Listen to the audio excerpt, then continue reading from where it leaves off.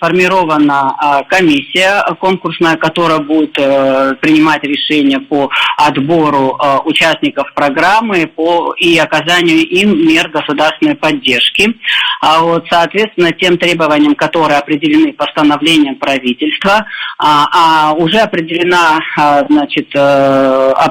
условия и требования, которые необходимо выполнить претендентам. Объявлен прием заявок.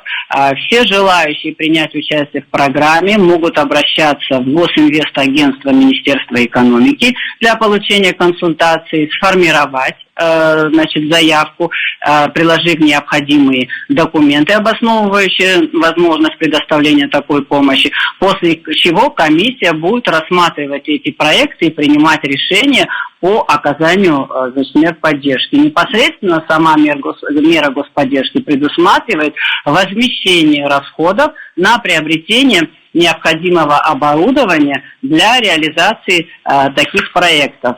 Самым главным здесь является то, что есть дифференциация подхода к предоставлению такой меры господдержки.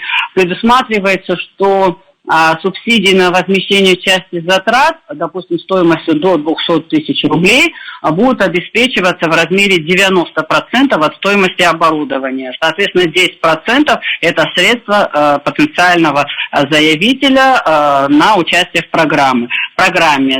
Проекты стоимостью от 200 тысяч до 1,5 миллиона рублей за счет государства будут предоставлены меры господдержки в размере 80% от стоимости. И проекты стоимостью свыше 1,5 миллиона рублей, соответственно, к возмещению можно рассматривать 50% расходов от стоимости оборудования.